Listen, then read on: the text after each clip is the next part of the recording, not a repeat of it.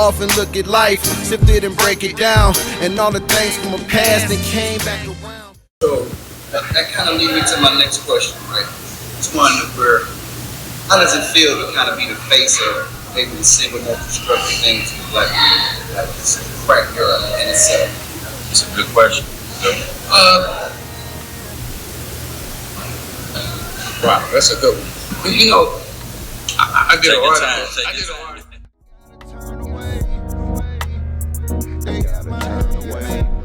Turn away. I gotta turn away. You see the red, man. I got the trees in the air with the bag in the scale. Wholesale, no set up shop. I got the trees in the air with the bags in the scale. Wholesale, no set up shop. Set up shop. I got connects. They want my riches, man. Turn away. You see the red, man.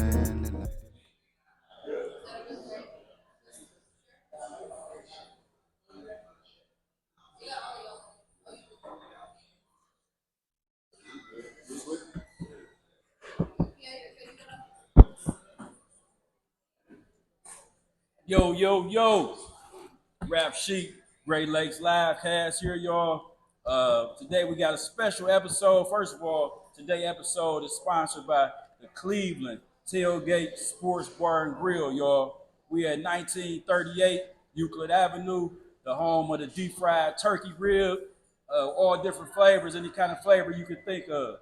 My man Frisco, he put all this together, brought the real Rick Ross to the city of Cleveland, and we happy to welcome you here, y'all. This for sure. Nice to meet you. Likewise. Appreciate you coming through, big dog. Glad to be here. The author, motivational speaker, and one of the biggest drug dealers in American history. Successful, period. Exactly. I want to start off welcoming you, Freeway, to our city, and to our podcast. We appreciate you coming through for us, man. Appreciate being here, man. I had a good time here already. People here been showing nothing but love. Been crazy. The response that I've been getting since I've been here. Excited about it. You say you've been to Cleveland a few times. You like Cleveland? A few times, yeah. We did the screening for my documentary here when it first came out about 7 years ago. We did that. It was a small audience, though. I don't think they really marketed it the way it should have been. Because as you know, the documentary went on Netflix and stayed on there for a year and a half. Okay. On the front page of Netflix. So, yeah, I've been here a few times. Okay. And we did another book signing here. So this your second book, right? No, this is my first book. This is my first book. I got 3 books out, but I'm really pushing this one. Okay. This is the one that I feel. I mean, all 3 of them is pretty important. The 21 Keys is. Yeah, that's the one I seen. The 21 Keys to Success. The 21 Keys is a good one to it. It's about me getting out of jail, working these new principles that I discovered while I was in jail. But it'd be so hard to carry all these books around, Yeah. Right. We had, we done did 4 boxes of books almost here in Cleveland. Damn, yeah. People here love you. They love your story, man. Yeah. What would you say is the difference between this book and the 21 Keys to Success? 21 Keys is just about some principles. These certain principles that I'm using as I go through life. That book came about a guy by the name of Cody Crutcher. He wrote me when I was in prison. Okay. And he was like, man, I got a magazine called Get Money, and it would only be appropriate if I put you on the cover of the magazine. Would you do the cover? I said, absolutely. I'd only been on one of the cover of a magazine before. Okay. And that was As Is, As Is. So every magazine, you can't find the As Is magazine no more. It's a classic. That had your face on the cover? Yeah. Okay. Yeah, it's a classic. Came out while I was in jail, so I wanted to do the Get Money as well. So I went to New York. We did the article, and when I got ready to leave, Cody was like, man, I want to keep you around. Man, I wish you could stay a little while longer. Okay. I was like, man, I'm on parole, and I had to go through a whole bunch of stuff. So I told him I had to go. He's like, man, what if I come to LA and kick it? Cool, come on, we can kick it. Because at that time, I didn't have many friends. I just got out, and I was really putting my stuff back together. So he came out, he hung with me, but you know, I read all these books and I got all these meetings set up with movie producers, directors. Wow, okay. William Morris Endeavor, he went to that meeting with me when I met Ori Emanuel, who was the founder of William Morris Endeavor. Mark Wahlberg took me there. Mark Wahlberg from the Mark Wahlberg. Yeah, the okay, wow, Mark wow. Wahlberg Okay. took me there. Right. Mark, right. I went and met him. I met Jeff Bird. I went and met Irv Gotti took me to meet with Michael Linton from Sony, the president of Sony Pictures. Wow. So I'm meeting all these guys, and Cody is going to these meetings. You know, you can't have no camera. These guys don't let you take pictures. Right. Okay. So you can't take no pictures or nothing like that there. But Cody is documenting everything that's happening in these meetings on the pad. And when we got out the thing, I was like, man, I've seen you always writing on that pad. What you doing? Man, I've been documenting everything. I said, man, that's a book. Hell yeah. That's how 21 Keys came about. He was documenting, because he read my 3 favorite books too. Okay.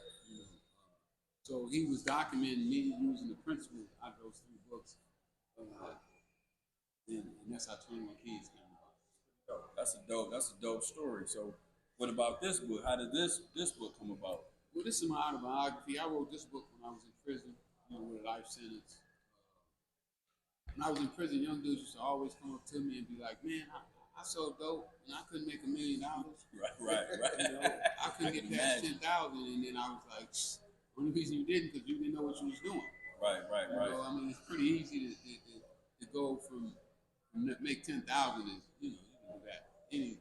Any imbecile should be able to make 10,000. Y'all hear that? Do y'all hear that? So when they told me that, I was like, if I would have been teaching you, you'd have become a millionaire. If you follow the steps. You know, most people don't have the discipline though to stick with a plan. You know, they're gonna deviate. You know, it's like if you're making a cake, and me and you go and buy Betty Crocker cake mix, and we take that cake and we all add the same ingredients, put in the oven the same amount of time, let it cook the same amount of time, we're gonna have the same cake. Right. You know what I'm saying? Right. And it's the same thing with life. If you put the same ingredients into your life, then you get the same results. Exactly. But most people can't stick with the results. You know, when they get $1,000, they go into the mall. You know how it goes. fresh to You know death. exactly They how go it get that goes. first chain. You know, so in the book, you know, I talk about that because I wanted to show the young boys, you know, really I wanted to show them like a book that if you open this book up, you can pretty much predict what's gonna happen to you in the dope game, how your dope career gonna go. I thought it was important that if they had that, then they could start making some logical decisions. You know, a lot of times we make decisions without any evidence. You know, we don't have no facts. You know, just kind of what you hear on the street. You know, you might be getting information from you know, Ned the wino. You know, he giving you game. You know, like me. A lot of my game came from guys like that. You know, guys who smoke PCP and was alcoholics. And, you know, I was getting my game from guys like that there. But after I read on these books, and I'm telling you about, I found out that we have to pick who we get our information from. We just can't get information from anybody in music. So I felt that they needed this book. And I also, my theory was that the same principles that I use in the dope game, I could use to do whatever I wanted to do. You know, Anything, In the book, does it give a consequence for if you go bad? Oh, absolutely. Well, you know, my life, I had a life sentence without the public parole, so it went bad. Yeah. Way bad. You know, for like 9 years, 8 years, I had to live with a life sentence. I mean, that ain't that long to live with a life sentence, but to have a life sentence is a lot of pressure. That is a long time to live. You know, I'm thinking about a life sentence, man. Yeah, you're thinking about this concrete tomb is your final destination. Yes, you know, right, like yeah. this is where this is it for you. You know, you're never gonna get to touch a woman again.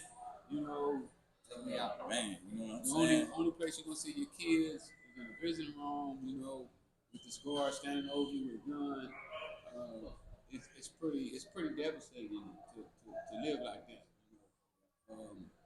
And that's what I was under that. So the consequences is definitely there. But also going to the concept is that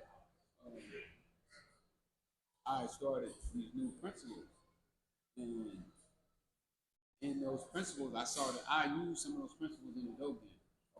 Unwillingly, unknowingly though. Like I was just doing it, and it was just going right. So it was working. It was working, but I didn't know what I was doing. Because now I know that had I known that then, I would just pour it on that principle even harder, and I would have got better results than I even got. So that kind of leads me to my next question, right? It's one where, how does it feel to kind of be the face of maybe the single most destructive thing to the black community, like the crack era in itself? It's a good question. Wow, that's a good one. Well, I did Take an your article. time, take I your did an time. article. I did an article in Chicago. And the girl wrote the article, and she topped the article off. The headline of the article was "No regrets, only lessons." No regrets, only lessons. So I don't really have any regrets about my life, Right. but I learned some valuable lessons from what I went through. Right. Okay. I learned about the devastation of drugs, what it could do, even if you don't see it from the beginning. Because I saw when I got in, I saw the dope game getting big and making a lot of money, but I didn't understand addiction. Right. Right. I didn't know that drugs affect some people different than they do others. So I would have to say, no regrets, only lessons. Exactly. Okay. In your defense, if it wouldn't have been you, it probably would have been somebody else. Do you think like that though? More than likely. Okay. Yeah. I mean, we used to sell dope. She don't get it from me. She get it from Somebody else. Exactly. That's So, how everybody feels. We come up with that excuse, which is not really an excuse, because I never should have participated, but I participated out of ignorance. Okay. I was ignorant at the time. I never read a book, didn't watch the news. You know what I'm saying? Didn't have no mentor. I actually seen, not to cut you off, but I seen when you said you felt like that was your calling in life to sell drugs. You said you Absolutely. Anytime you get something, and you can take care of your family and feed your friends. You feel like, oh, that's a blessing. Yeah, exactly. So absolutely, I felt like it. And just now, I'll let you go. But my next question is the greatest of all time. Like everybody say, Mike against LeBron, right? It's a competition thing. Who would you put on your Mount Rushmore of dope dealers? Who's the top four? We're gonna go United States. It's four people on Mount Rushmore. Yeah, it's only four people up there. I really don't. Don't get a dope that much attention no more. Like it ain't something. Right now, I'm like this internet stuff, man. Is where it's at. So I just built a small Amazon. That's dope. Yeah. I'm talking to this young black scientist that came up with a formula that dissolves plastic, makes plastic go back to its normal. And that's the kind of stuff I'm on right now. So no Nicky Barnes, no Ray Fair, no Big Meech, none of that. Man, that don't impress me. Yeah. I mean, I look at the dope game as something anybody can do. This new venture that I'm on, that's a challenge for me. How to get my movie done without, white people told me that I'm difficult. So The people that make the movies and shit told you that? yeah, the ones who run Hollywood. Wow. They told me that I'm a difficult person to deal with. Damn. I want to be a part of my movie. Right. I want to have a say-so in how my movie is played. I don't want my movie to be another snowfall. And that was one of my questions. Yeah, so they don't want me to be a part of it. They come up with some lame excuse. Oh, you had your brother directing and play me like I'm an imbecile. Okay. Like I wouldn't care about winning an Emmy or Grammy and all that stuff. I'm gonna win all that. That's what I want. You want to be hands-on with your movie. Well, not necessarily just hands-on, but I want to be a part of it. I want to. Starring in it or writing it or. I already helped write it. Okay. You know, I helped write it already. But just to the point to where I think that our people need facts.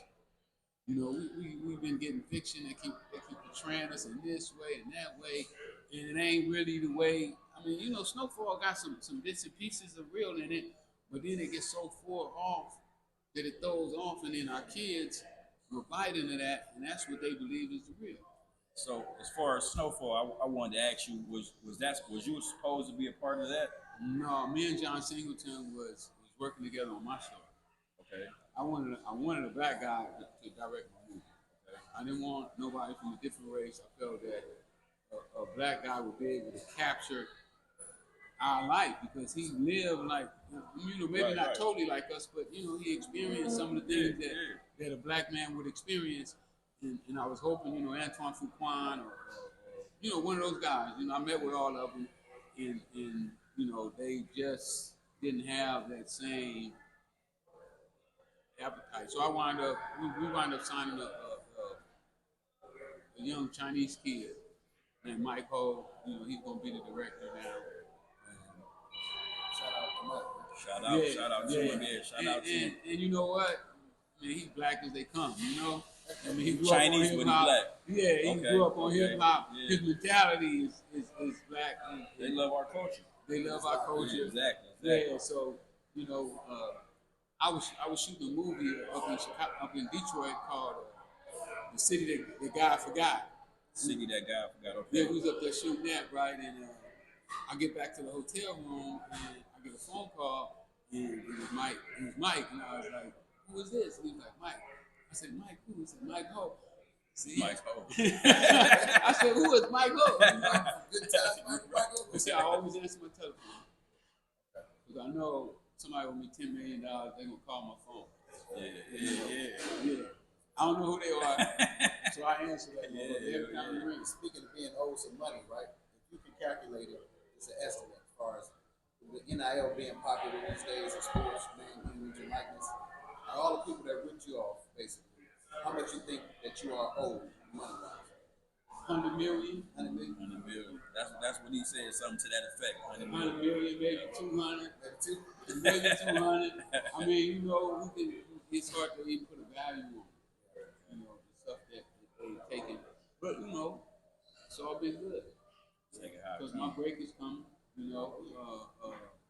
But, like I said, we hired Mike. So I was going to be back in LA that Monday. I told Mike, we'll meet Monday. We go have dinner. We went out for dinner, man. And it still had my whole story laid out, pictures and everything. It just blew me away. I was like, man, I called Reginald Hudlin. I said, man, hire that dude, man. You know, Reginald Hudlin is running the point on it. I don't know if you know who Reggie is. I will after this. Yeah, Reggie did House Party. Okay. He did House Party, Tango. He just did the last Eddie Murphy movie. So he wrote the movies or directed them? He's producing it. Okay.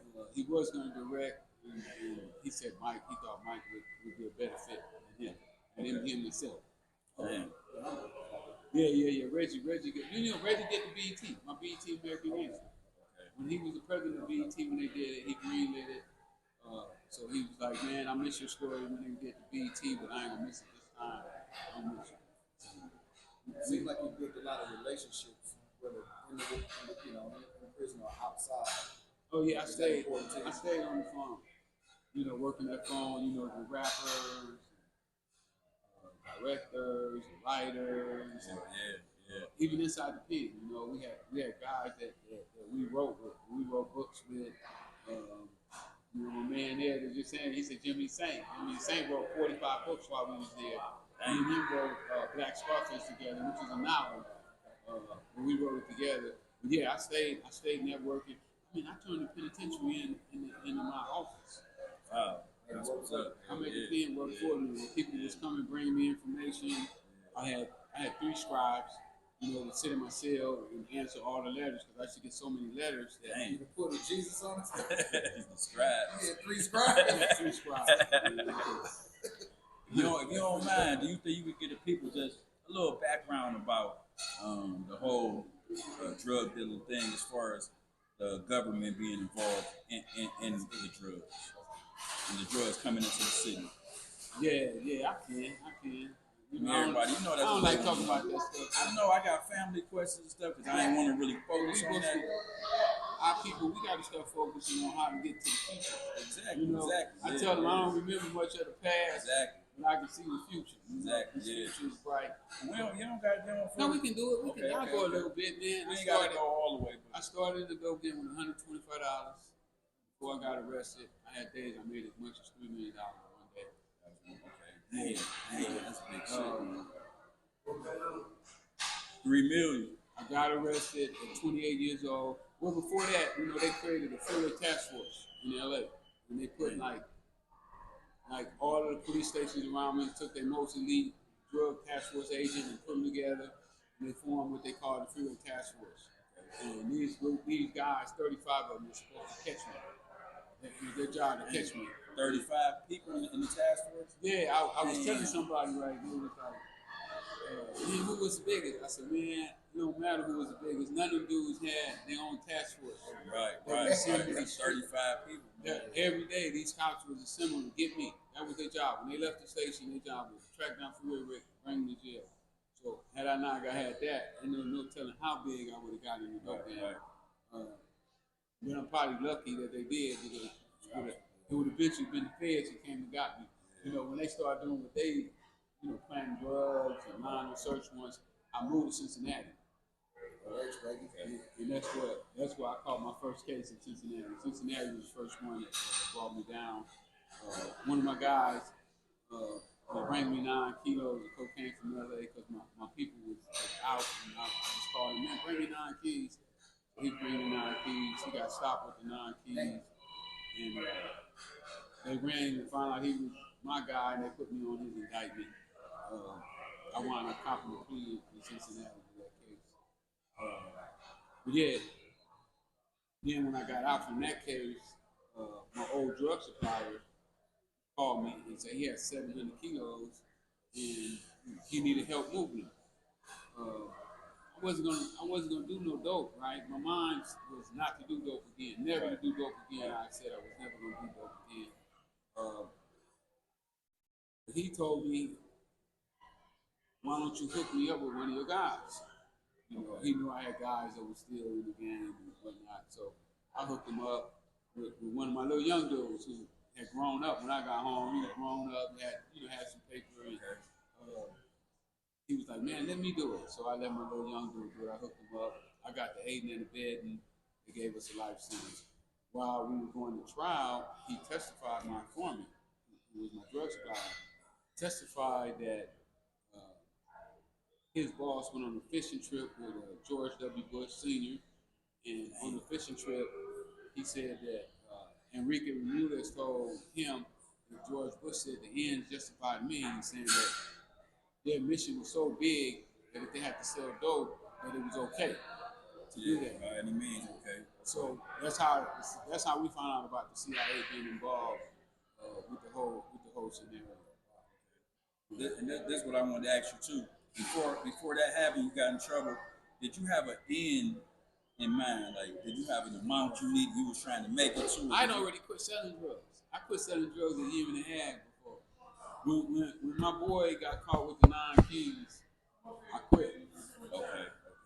Because I spent like $50,000-$60,000 on lawyers trying to get him out. He still got 20 years. Dang. So I said, you know what? Is he out? Is he out now? Yeah, he out. Okay. I said, this thing is more serious than I thought it was. I don't want to do no 20 years. I'm walking away. So I did walk away about a year and a half. But the way the feds work is they got up to 7 years to indict you for a crime that you commit today. So if you commit a crime today, the feds can indict you 7 years from now. That's crazy, man. 7 years? Yeah, You think you scot-free and bought property? You think you, and they coming to holler at you. Motel. Dang. I had motels, I was building 2 or 3 more motels, tire shop. I had my theater. I was going to build a West Coast Apollo. I was out the game. Now, speaking of Cincinnati, to lighten it up a little bit, I know we're coming down there. Cincinnati, boxing. They're famous for boxing. Aaron Pryor, you got some greats to come out of there. I knew Aaron. Yeah. jumping into the boxing scene, like, can you tell us about your fighters? Yeah. I just signed. I had my best year. You know Kid Austin. I found Kid Austin. You know who Kid Austin is? Yeah, Floyd now, right? No. His name is Freeway. Okay. He was De La Hoya. Okay. Yeah, you know they talking about him maybe fighting Tank or That's big. or Devin Haney or Shakur Stevenson. He's out of Austin, Texas. 21-year-old kid. My contract is up with him now, though. You know, he no longer. We still work together and talk, but you know, he's not signed to me anymore. I'm not on paper. I'm not have anything to do with him on paper. But my work with him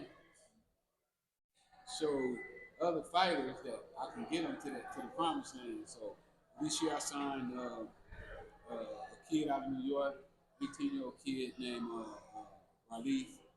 They call him a vegan fighter. He's vegan like me, so yeah. So we vegan. I got another kid.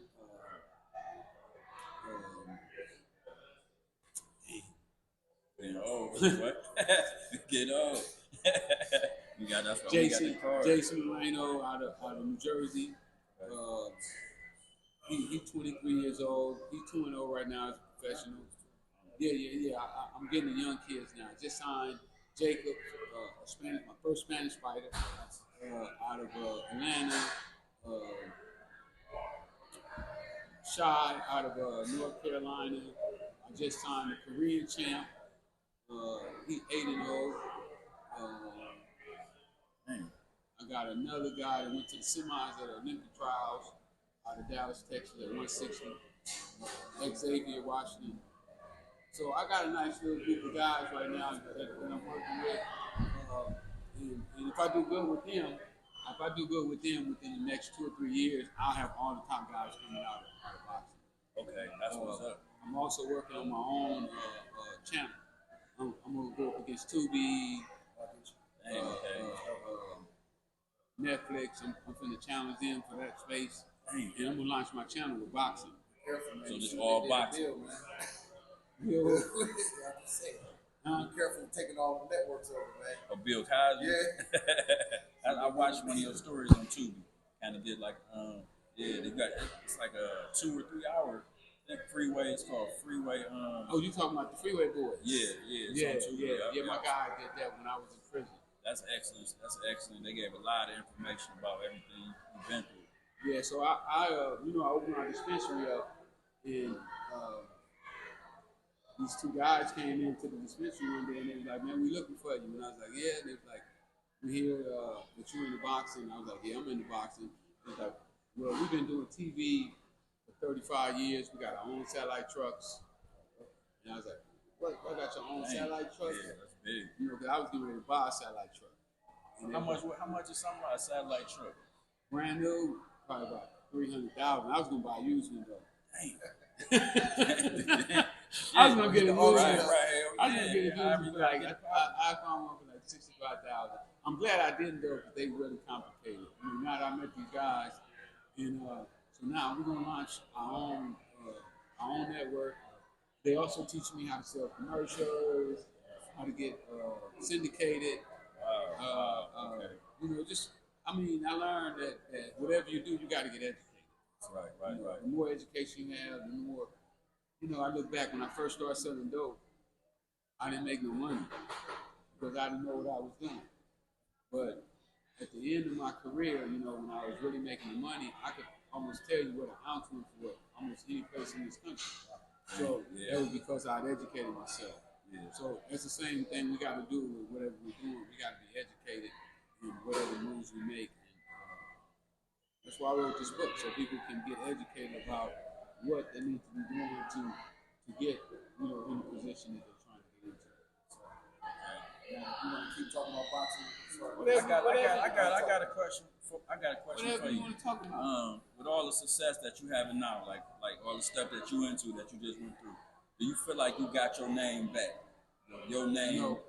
I ain't even touched the surface of what I can do, right? Because I read 300 books while I was doing it. So I got a wealth of knowledge that I have about making money, but I haven't been able to exercise because to go at these ventures, you need money.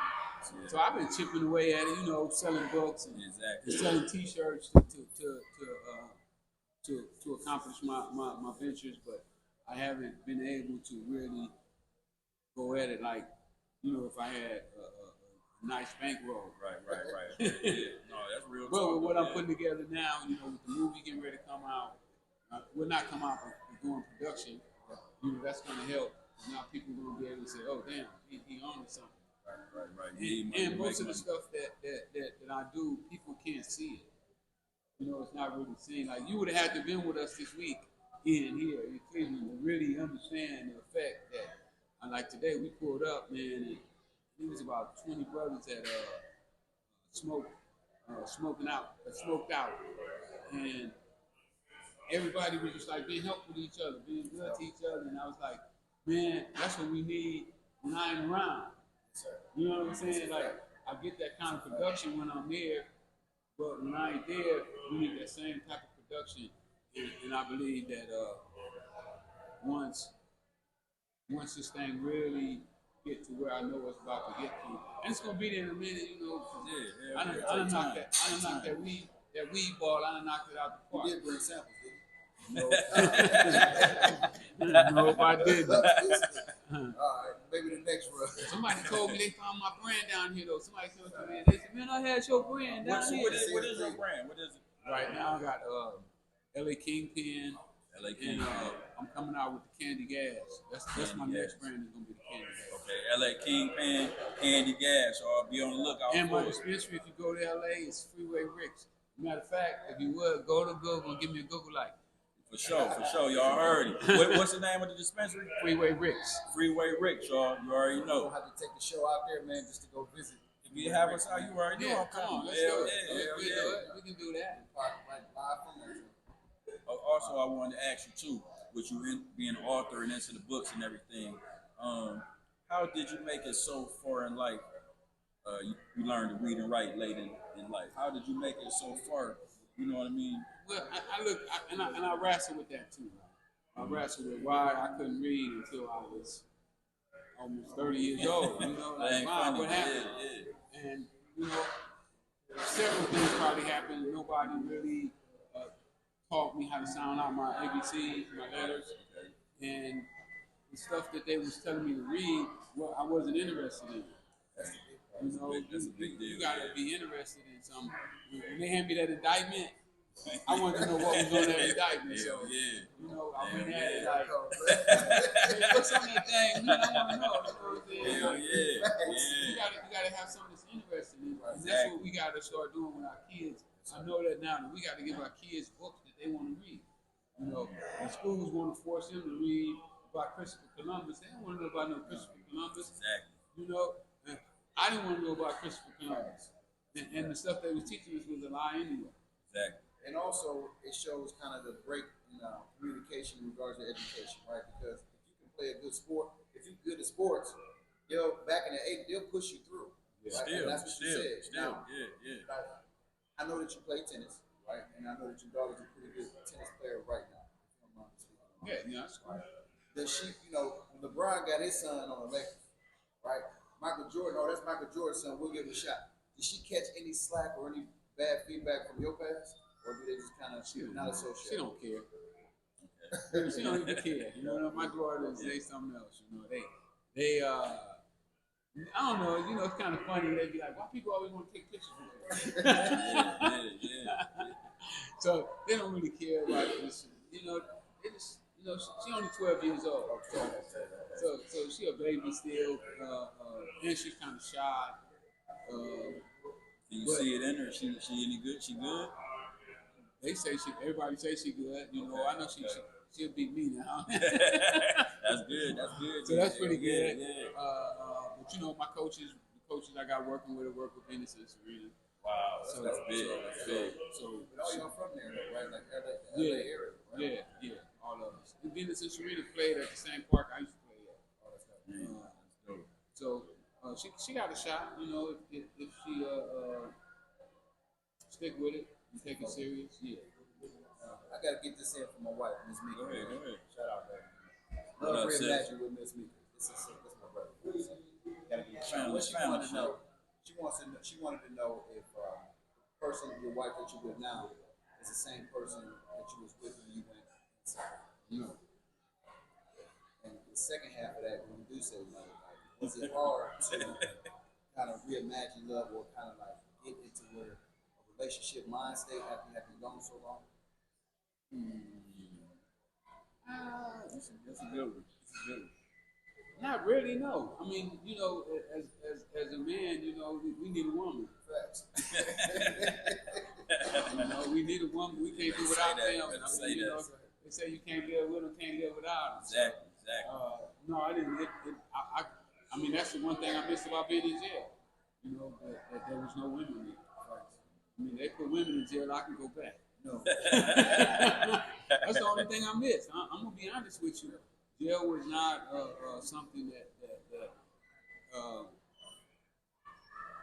that stressed me out. It wasn't. I heard Mike Tyson say that. I mean, even when Jail didn't stress him. when I found out about reading and I could better myself there, I didn't have a little time in the day. You know, it was like my time just started going by really, really fast, and it was like, you finna be out of here. You know, I've been told the guys when I was getting ready, you know, we used to be joking on the way pod, and I'd be like, man, I'm gonna enjoy these last couple weeks, because I ain't never get to do this again. This is an experience, you know, and it's an experience that a lot of people would never get to experience, and I experienced that, and I got through it. Exactly. Yeah. 9/29/24. I know that means something to you. 9/29. 9/29, 9/20. You release anniversary coming up. I don't remember the date. Oh, shit, most of the time, You like most men did. It's been 15 years, right? It's almost 15 years. So the question is, when you was coming home, did you see yourself where you are now then? Yeah, I knew I was going to be doing this. If you ever get a chance, you go back and read the LA Magazine article. I told the writer that I was going to be doing all the stuff that I'm doing. You know, everything that I told him on here, I've almost done except the movie. The movie is the only part that I haven't accomplished. And I'm working on 2 more books right now. I'm working on why niggas don't want money. That's a good title right there. For real, man. And I'm working on what if I would have had some help. What if I would have had some help? Yeah, that's raw too, hell yeah. I heard you say that about the Joe Rogan show, where like that, you thought based on how you deal with money, how much money you handle, shit dealing with the CIA and all this, they would give you some bread to kind of get you started. Yeah, 50 cents and all these guys. But you just had to go do it on your own. That's You gotta have it That's that why way. it's so tough on black entrepreneurs. You know that they start off underfunded. You know, can't go to the bank. You ain't got no rich auntie. Yeah. So what you do? You go to the dope game, finance your own, and that's what wound up happening. So I want to be in a position to where, you know, like right now, the guy who I was telling you about, he came up with the pattern for dissolving plastic. You know, he need the financing. You know, That money, yeah. yeah. Where you gonna get the financing from? So I'm gonna join their little group. They got a group of scientists. I'm gonna jump right in there with them. Right in, hell yeah. And start selling all that great stuff they make. And J.R., you already was there. Sure. Listen, I'm gonna make that money though. This movie gonna do $1 billion. We're gonna break. We're gonna break. y'all heard that, right? It's on our platform. Billy. He said that the movie gonna do $1 billion. Yeah, the movie gonna do $1 billion. See, all the stuff that I'm doing right now is setting up for the movie. Exactly. Yeah. All this stuff is just to set up the book, the podcast. All that is just the marketing. People will see. I've been working on this movie since '92. What is it about? What is the movie about? My life. Your life, okay. It's gonna be this book on film. Okay, that's what's up. That's what people want to And know. we're gonna get a dope actor. I really want Childish Gambino. You know, I can't find that guy though, man. He's so hard to find. Nobody. Hey, we're gonna put our people on it. Childish Gambino. At Childish Gambino. go. Holla at us. He wants you to start play him. himself, man. Yeah, Let's go. exactly. I called Killer Mike the other day and like, Mike, you gotta hook me up with him. How you know Killer Mike? Yeah, that's Okay, my guy. okay. That's my guy. You know, when he won the Grammy, they said Childish gave it to him. So I was like, man, I know they know each other. Then. Exactly. Yeah. So And Jay Prince, he in the boxing too. Y'all got any type of relationship? me and Jay cool. Matter of fact, we was working with a kid named Troy Isley together. Yeah, me and Jay cool. You know, every time I see Jay, you know, if I call him and ask him for some information, he gives it to me. You know, one thing about me is that I'm pretty good with relationships. You know, I don't really mess up my relationship. Say that's a big deal in life, just relationships, like period. Well, you know, I learned that if somebody likes you, they're not gonna see you do bad. Okay. You know, they're gonna help you out. Yeah, exactly. So I'd rather have somebody like me than dislike me. Yeah, it's how it's supposed to be. Now, I got another serious. I got a serious one for you.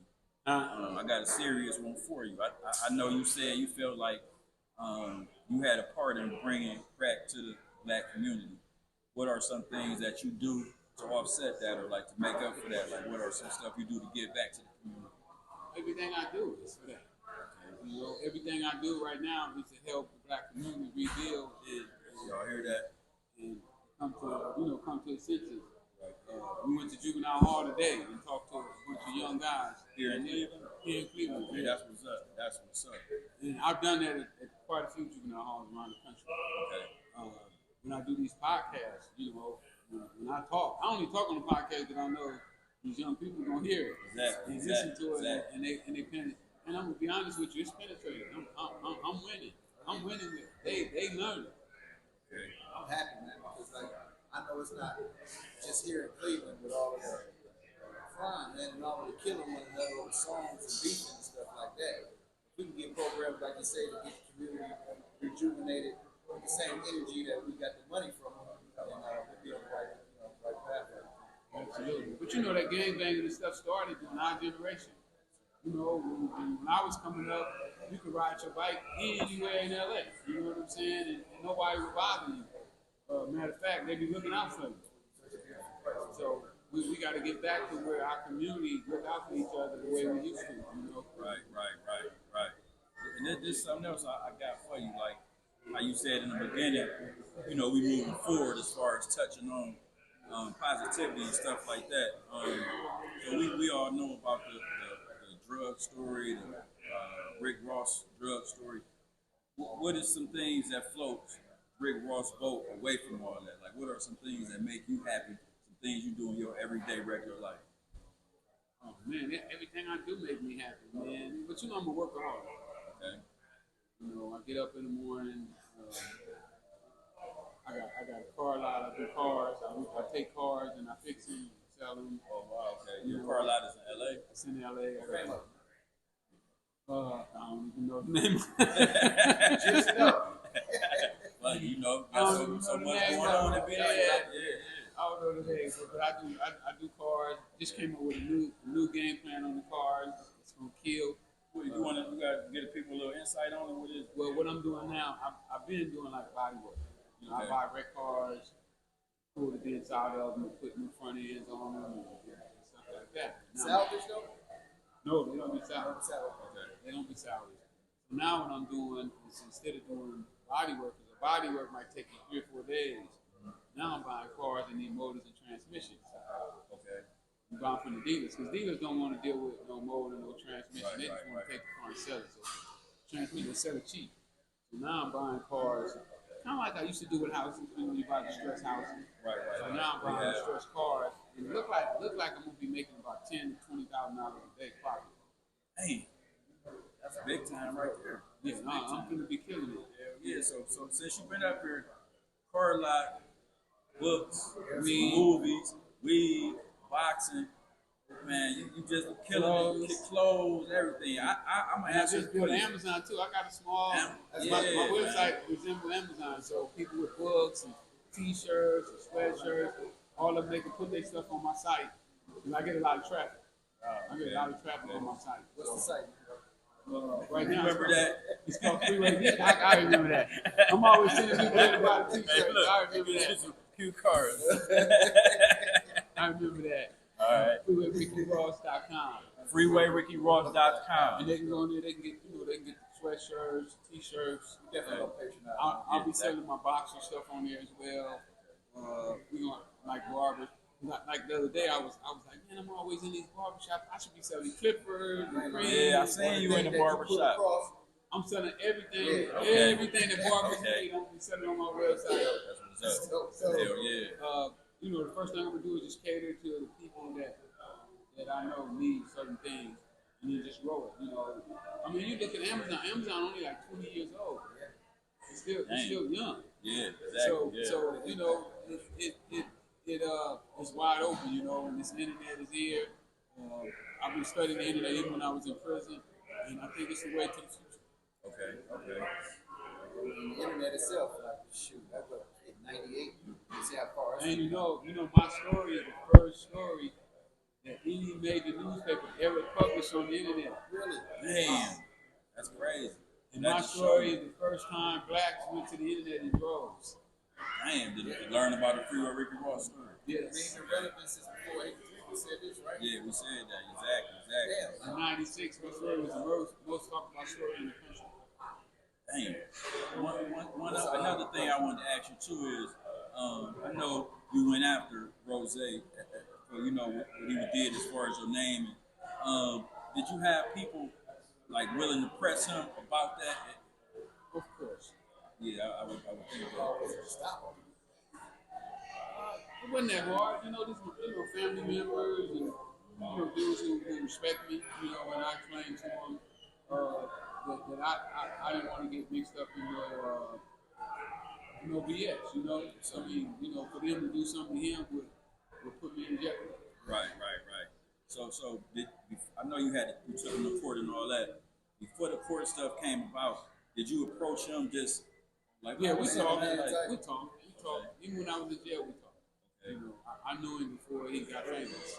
So did he ever, while you was locked up, did he say, "I got you, man. When you get out, everything cool"? Like, He said that, but he changed his number. You know, he was supposed to come and see me. Right. You know, I wanted him to come to the visit room so we could sit down and talk about. Like man. Yeah. That was talk about my name. G You know? Exactly. You want to drive my Shit, car? I get pissed off with my son. He a junior. Hey, you want to drive my car? Let's talk What about else? it. We got to sit down and talk about it. You want to put insurance on it?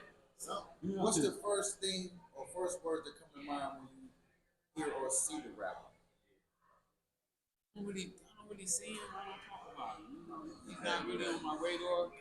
You know, one time he was. You know, but I done moved on. You said the 50-foot rule, right? And I got so much stuff going on right now, man. Exactly. My plate is so full, man. I just signed 4 national champs. I was ranked number 2 in the country. And see what I found out in boxing. Usually the guy that goes to the Olympics doesn't do well in boxing. It's the guy right behind him is the one that really do well. You know, those are the guys. So I could have right now in the contract the next Floyd Mayweather, next Tank. And then Tank's original manager, Wayne, is now one of my mentors. He's mentoring me with my boxers. You know, he's showing me what he did with Tank, how he moved Tank, how Tank become so famous.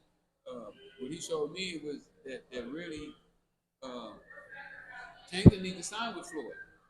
You know, Tank was already selling out arenas before he signed with Floyd. And when he was an amateur, showed me some videos and stuff. And Tank's last amateur fight, it was like a mine. Dang. That's how Cleveland is about that dude, the Mason. Like what you think I almost about had him? Abdullah. Oh, Dang. man, I didn't get it. I almost had Abdullah. He's a bad boy, man. His daddy was at they was at my place right before they signed with me. They left my place and went and signed with Jay Prince. Dang. How did They left my car lot. How did that make you feel? Was you into boxing? I was a little disappointed, you know. But Abdul and his dad, they got so much respect for me now, you know. I mean, you know, I could probably call him right now, you know, Pops. So but you know, that's how I carry it. I see another one of the dads here from here. He's from here. His son's box. I used to work with his son too. I just saw him walk through here. But you know, it's crazy that they allow me to get in this position. But you know, once you understand how to fill gaps, You know, you just get in those gaps and move. Yeah, find your lane. Everything you get, though. I say that, man. On a positive level, you know what I mean? Like, I agree. Hell yeah, you've been through hell. everybody like to press, you know, like all these different questions from different angles, but you handle them like a gentleman, man, and like a businessman. So I definitely Exactly. Now, I want to ask you too, while we on the subject, do you got any tips for inspiring authors that want to get their story out there, or maybe write their own story, or how to get into it? Well, you almost got to right now. If you're black and if you ain't a superstar, or Obama or Michelle Obama, you almost got to self-publish. Do what now? Self-publish. Okay. Self-publish. Self-publish. Meaning you do everything yourself. Like for my book, I did everything myself. Is there some steps? Because my little brother, man, he got out of the joint. He wrote a couple of books while he was in there, and movies and all that. So you should hook us up. I definitely will. Hell yeah. I might be able to help you. Well, the first thing you got to do is get an editor. You write it. You get an editor to take it and put it in book form. After that, you get a typeset, get your cover done, and then send it to a printer. Okay. And you can use the same printers. Like I use the same printer that the big companies use. Dang. Okay. I definitely. Well, he gonna see this anyway. You know what I mean? These books are profitable. I mean, I look at my book. If I ever do 1 million copies, we're talking about $20-30 million. Dang. It's mine. get a sample, right? That's mine. Yeah, you get a sample. You get a sample before that. we ain't gotta wait. We ain't gotta wait till the book. Though. We get a sample right now. I got plenty of weed in LA. I can make it to LA. Come on out. We gonna smoke you out. Question for you, man. Like, Echo got a hold of a little bit of it. He can't go back to York. He back there somewhere. Yeah. I see his eyes red than a motherfucker. Yeah. Now, for a kid that's a relatively good kid, right, find himself in a situation to where, unfortunately, he got to go to prison. Right? What would be I just did that today. Okay. I talked to a kid today going to prison. Go ahead, you didn't finish your question. Well, you already kind of fit. You there with it? Like, what's his like? Well, basically what I told this kid here, this kid is he was a little nervous. He's 18 years old. He's ready to go with a grown man. Put him in there with a grown man, which could be dangerous for a young kid. They got molesters in there and all kinds of stuff. So my advice was him join up with the Nation of Islam. It would be a great place for him to join. I'm a follower of the minister. I love the minister. The minister helped me out tremendously with the videotapes. I used to watch his videotapes, and they taught me so much about myself. Matter of fact, he was probably one of the main ones. He told me something like this. He said that you got to become like a baby inside the womb of a woman. You got to develop so much that wherever you at can no longer hold you. So what I took from that he meant for me to get so smart, the penitentiary walls could no longer hold me. And that's what happened. That's powerful. That's powerful. Yeah, I like that. That's powerful. So if somebody is here, and I told this to the kid today, the administrator at juvenile hall asked me to take the kid to the side and talk to him. I've been in him spoke for about 15 minutes, and this is some of the stuff I told him. Look, get with them, they'll protect you. Ain't nobody gonna be trying to mess over with you with the FOI. Join the FOI. And if you start to study this stuff, you can reverse what you got. Because he got a life sentence at 18 years old. Damn, that's mean. It's tough, man. Exactly. Well, it's tough on our kids. So it's up to us. We got to step up our game to make it where now they can look and say, you know what, I ain't got to be no rapper. If I don't make it in rap, if I don't make it in basketball or football, I still got other options. Exactly.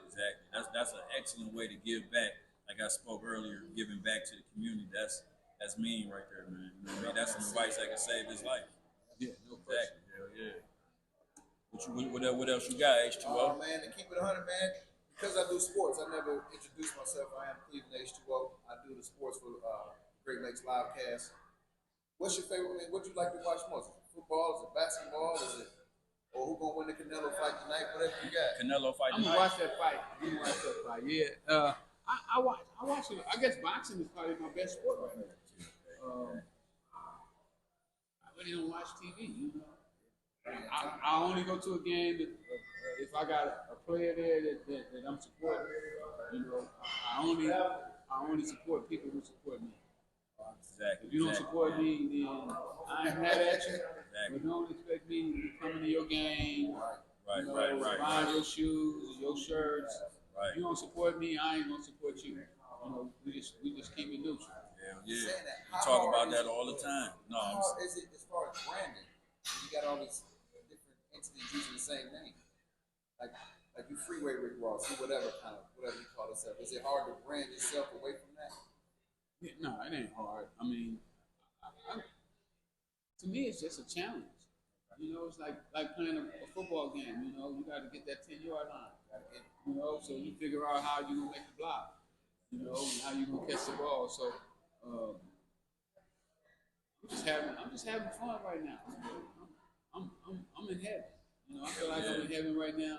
Somebody asked me, said, "Man, you don't get mad." I said, "Man, when I walked outside that gate, all my problems was over." I ain't gonna say that, man. Life sentence. Look where you right here, right now, getting money. I done took so many pictures with so many pretty women in Cleveland today and yesterday. You know Dangerous crew. My wife got sick. She was over here asking a whole bunch of lady questions. Been hugging on Hey, her. I don't know who wife it was. I don't know who that belonged to. Lord. We Sure, sure been sure. taking them pictures and I'll be hugging on them. Hell yeah, Show extra you some clean. love. No, but Don't let it's them do you like Sean Kemp. Shout out to Kemp. I'm just saying. Don't let them do you like they did Kemp, bro. Kim didn't invest that money right. Man, buddy left here at 400 pounds. Couldn't even dunk when they was through with it. Man, I remember I used to love Sean Kim. Yeah, it's my guy. All right, he can get, the hoop. But yeah, man, that's probably. I think we done exactly. talked Hell enough time, yeah. man. I appreciate you I coming appreciate through, y'all, man. Hell yeah, shout out to the podcast for us, man. Hey, shout out to Great Lakes Live Cast. Straight like that, yo. I want to say we One take, you know. Hey, listen, man. I'm here, man. You know, behind the scenes. show first. Great Mr. Freeway Rick, man. already In know. the flesh. Rap sheet. You already know. Great Lakes Live Cast. Better say that. Tailgate. This is what we doing. Come on, Get get a a book. book. Make It's sure the y'all get first y'all a of book. many more. Trust me. Come and support. Get Come and the book. support. Get the sweatshirt. All I mean, that, come all on, that. man. This is Exactly. a move. This is a move. And then we gonna take it out just like this, y'all. I got the Millionaires Club too. Exactly. They made the sidewalks because the streets ain't for everyone. Stay dangerous, straight like that. Straight like that. Peace. Ah. You know, 497 3696.